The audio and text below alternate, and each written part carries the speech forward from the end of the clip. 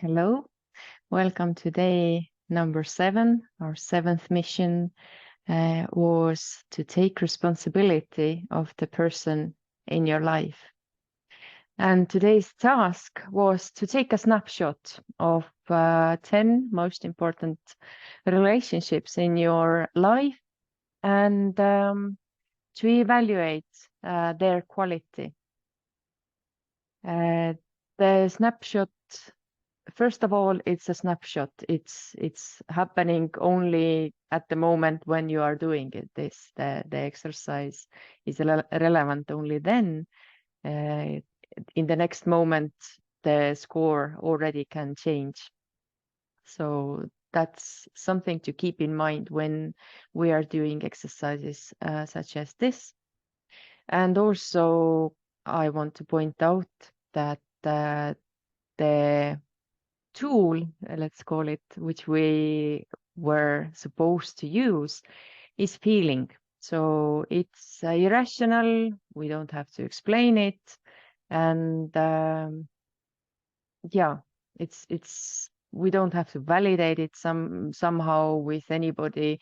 It's just for us to get this kind of feeling what is happening.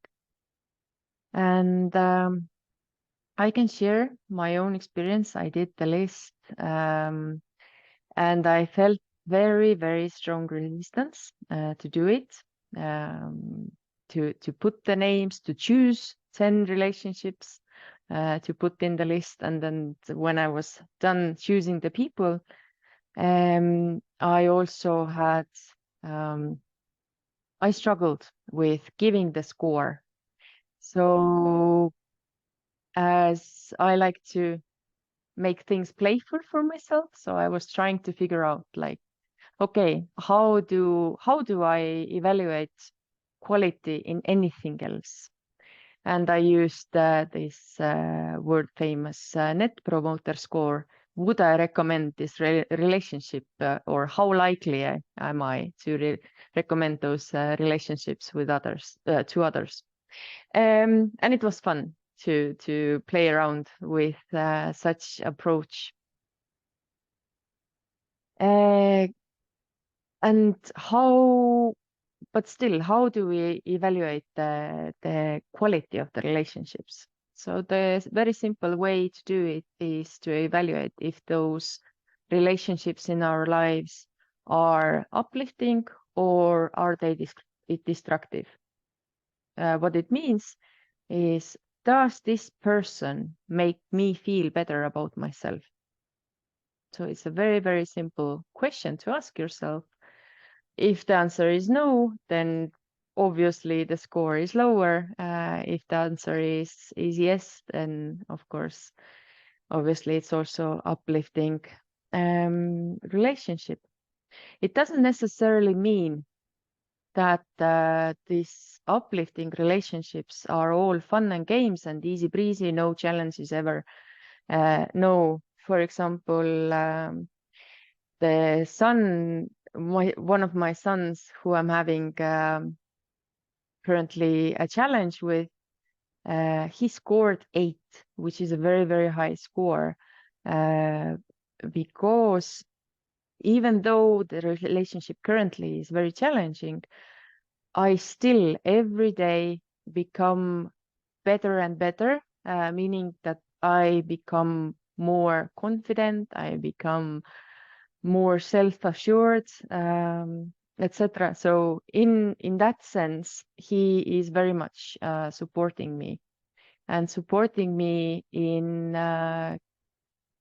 believing in myself, trusting my own values, my own experience, my knowledge, etc. So in that sense, it's a very uplifting relationship, even though currently the going is hard. And to challenge you on the task, did you put yourself on the list? Did you make it to the 10 most important relationships in your life? And from my perspective, I can share that, yes, I made it also. For a change, I'm also in the first position. But the last time when I did the same exercise, I didn't make it to my own list. So it is what it is, and no need to feel bad about it. It's just a snapshot. But coming back to the mission, taking responsibility for having this person in your life. So what does it mean? Taking responsibility. We touched the concept of the responsibility yesterday a little bit, but I will come back to it once more. So responsibility consists of two words, response and ability. Responsum, Latin word, the Latin origin means answer or reply.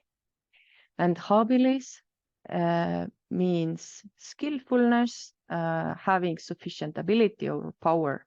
So what responsibility means is the ability to reply, the ability to answer, to respond.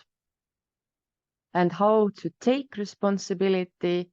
Well, I guess it's with any skill, we have to practice it. And what about relationships? Like, how do I take responsibility, or how do I cultivate this ability to respond? Like, how do I make this better? First, it's a decision. For sure, it is a decision that, for example, if I take one of the relationships which scored 4 in my list, what I can ask myself is, how am I contributing to this relationship? Am I being withdrawn? Am I being cold? Am I rejecting a lot of approaches from the other person to me? Or am I undermining, or like what is my role? Because any relationship is like a dance. It takes 2 people to make the dance. And what I can take is my own contribution in the relationship. And also what I can, in a sense, evaluate is with the relationships where the score is low. Is there any willingness in me to make this relationship any better? Can I find in me this kind of spark that, yes, I want to make this better. This relationship is important in my life. I want to put my attention, care, and love into it. If there is no willingness, then probably this relationship is not important. And that's also fine.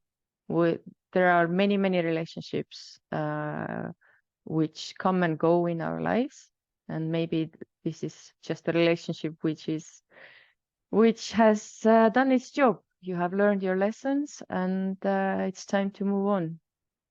Otherwise, if we get stuck in the relationships which do not serve us, which are not uplifting, which are, let's say, partners in crime, in a sense that we are supporting each other in our weaknesses, then we are also keeping each other stuck.